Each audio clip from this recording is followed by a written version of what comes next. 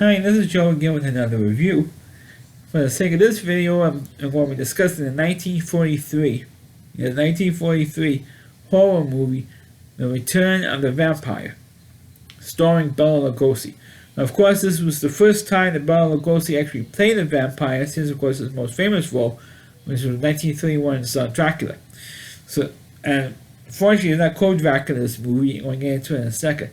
Of course, this movie is like a stereotypical vampire film. With, of course, Bela Lugosi playing a vampire.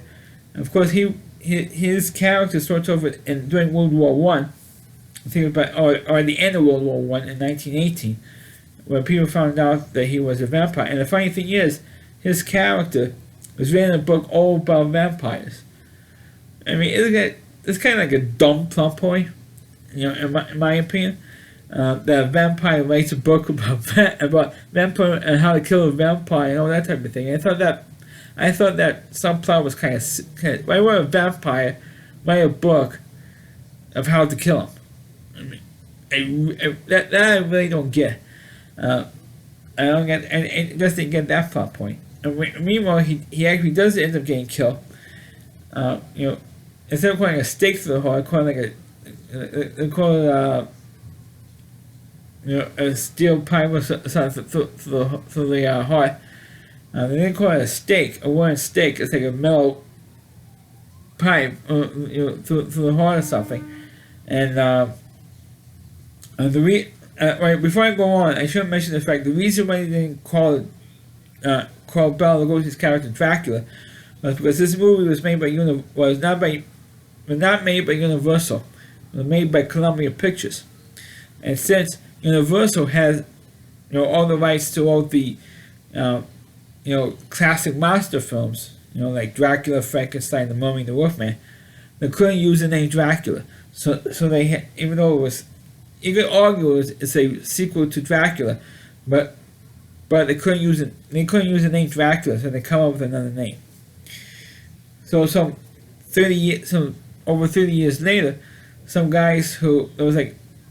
During the bombing during World War II of England, there were the two guys who got hired to go into a cemetery to replant or to rebury some of the corpses, and they found the one that has the stake through its heart, so they moved the stake, and because they did that, the vampire comes out of the grave and again starts killing people.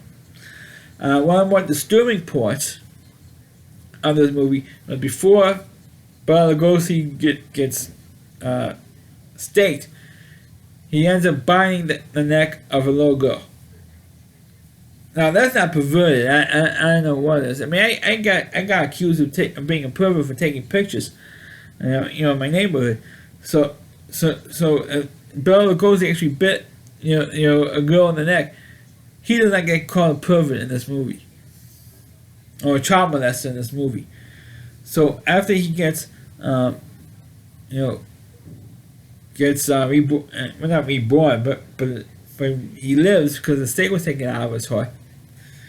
He goes after the woman who he bit when she was a little girl, and now she's a grown woman, and of course he puts her under his spell again, and so you have that. And then, of course, other people knew what Bela Lugosi was, so they ended up killing him again. But this time permanently, because he was got killed by sunlight by the end of this movie. And it was the first time in a vampire movie when you actually see the vampire getting killed by sunlight. First time that's shown in the movie, because usually it's a stake through the heart. But this time they showed the effects. I guess maybe by 1943 the special effects got a little bit better. So they showed him getting killed by sunlight. And that's when they showed, and it was pretty gruesome. Even by 1943 standards, it was pretty gruesome to see that. But that's what happened in the end of this movie. Like I said, it's a pretty stereotypical vampire film. It really doesn't leave you much of the imagination in this film.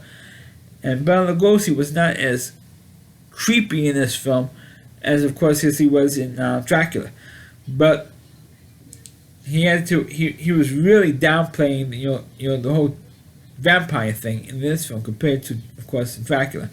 But they do have the same almost the same bits. He goes, like that when somebody shows him a cross, or actually they did the bit with the no reflection in the mirror. They did that bit in this thing. They did almost the same cliches in Dracula as they did in this movie. But it's not a bad. It's not. I don't think it's not a bad movie.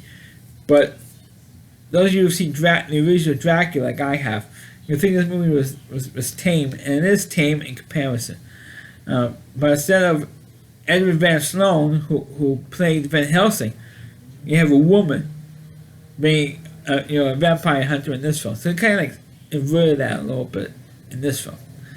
But it was a nice change, but it's like too predictable and too similar to Dracula. So let me review the movie Return of the Vampire. Please click on the video, please rate it. Please subscribe to my channel, and please forward this video to your Facebook pages. You can check all my reviews and on my YouTube channel at rallyc.com, so WDY.C.com. That's our homepage, the Rally Reviewer, Christy Moore, and please check out all of his videos on his website. Thanks for watching, and catch you next time.